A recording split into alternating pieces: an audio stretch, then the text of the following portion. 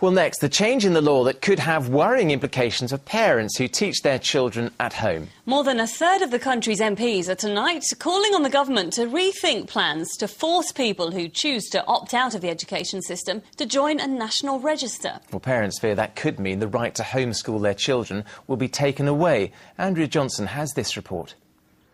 Most people remember their school days with a smile, but not all children take to mainstream education. Take 10-year-old Michael. He was struggling at school, he didn't fit in, and his self-esteem was suffering. But 2 years of learning at home have had a huge impact. When he came out of school aged 8, he could barely read sort of 45 of the first 60 words that they give you. Now he sits and reads The Guardian, and he sits and reads books. So he gets through like a novel every couple of days, and he has a real passion for learning and a passion for wanting to be with people and to learn anything and everything that he can. Michael's one of 430 children in Norfolk who are taught in this way. His family are worried about decisions currently being made by the government. If the Children's Schools and Families Bill is passed, it will mean that local authorities will maintain a register of parents who educate their children at home. To become registered, the parents will have to allow the authority to visit them. This will often involve talking to the child on their own, which parents say is a worrying prospect. But if they don't allow it, their right to registration could be taken away.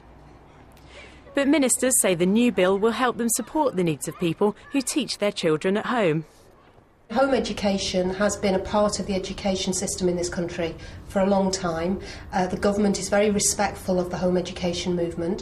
What we want to make sure is that we know who's being home educated, so we know the numbers, and we know that the children are receiving a good education. That's what this is about. Opponents to the bill have joined together to coordinate a mass petition. Last week, a group from South Norfolk handed their petitions to their local MP.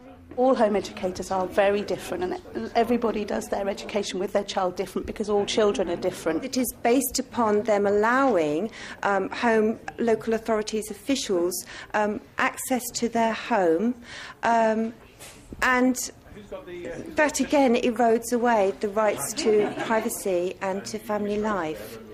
This was one of 220 petitions that are now being handed in from all over the country. Tonight, about 65 MPs will present some of those themselves, the biggest number of petitions presented on a single issue in Parliament on any one day. With an election looming, time for new laws is quickly running out. But for many home educators, their patience already has. Andrea Johnston, Anglia News. The big education debate there now. The threat of a strike by hundreds of train drivers employed by First Capital Connect on several routes in the region ended today when union leaders backed an improved pay offer.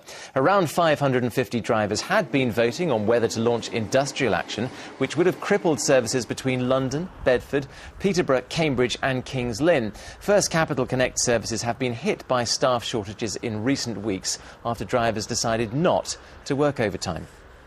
A motorist is in hospital after being cut free from a car which crashed into a former pub in Norwich. Emergency services were called to the Ferry Boat pub on King Street just after 3 o'clock this afternoon. It took them over an hour to get the driver into an ambulance because the fire brigade had to check the building was structurally safe before trying to move the car.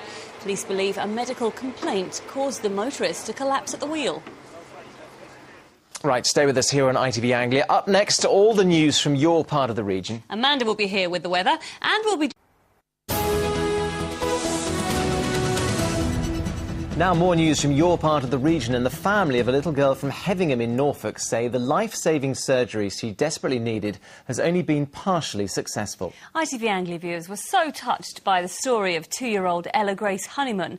They donated thousands to help her get the treatment she needed. But there have been further complications, as Alpa Patel reports.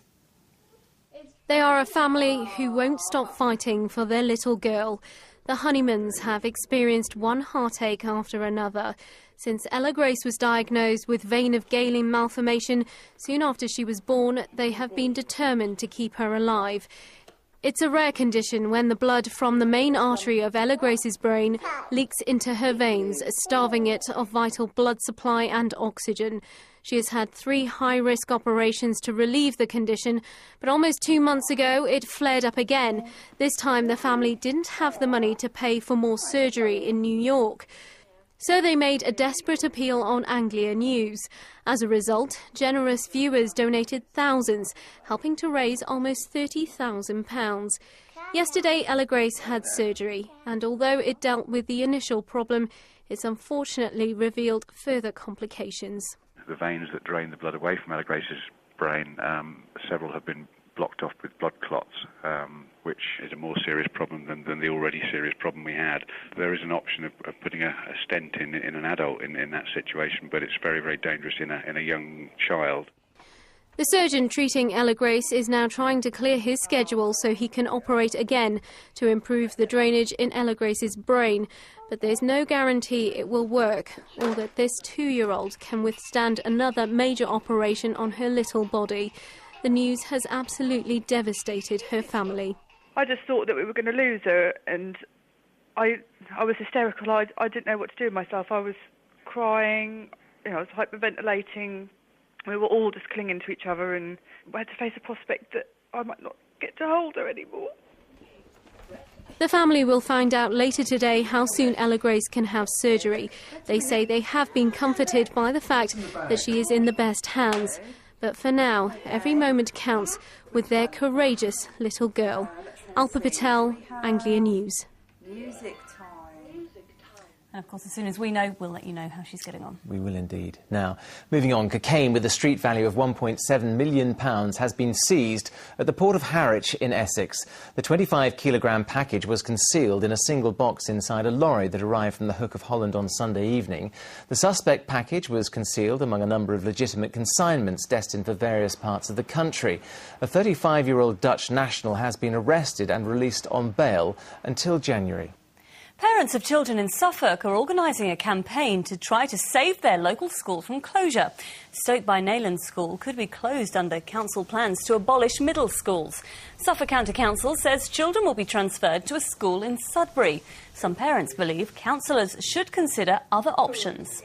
This whole process is being planned with great care. It's not just a question of saying this is what we want to do with your schools. We have to think about the staffing arrangements. And obviously we're looking to recruit the best teachers from all the schools into the new system. The Lollipop man from Rayleigh in Essex has been named the Lollipop Person of the Year in the East of England. Pupils from Grovewood Primary School wrote poems, drew pictures and wrote a song to make sure he won the prize. Our Essex reporter Lorna Ramsey has been to meet him.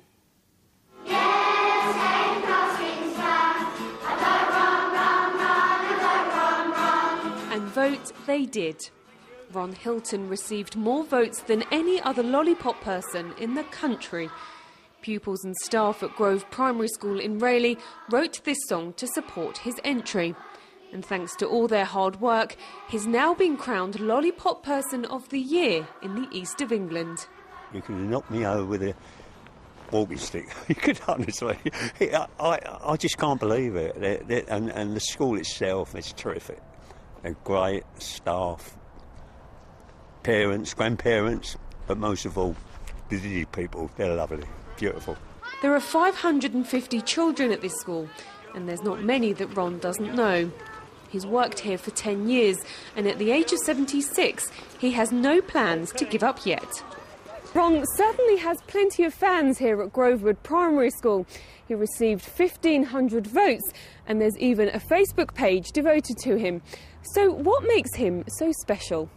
He's always kind and smiling, and he always likes to have a conversation with you. He stands there like if it's rainy or baking hot, and he knows everyone's names, and he always says hello and everything. He's really cheerful. Ron will now go up against 11 other Lollipop people from around the country in the national final. But there's no doubt who the winner is in this lot's eyes. Lorna Ramsey, Anglia News, Rayleigh.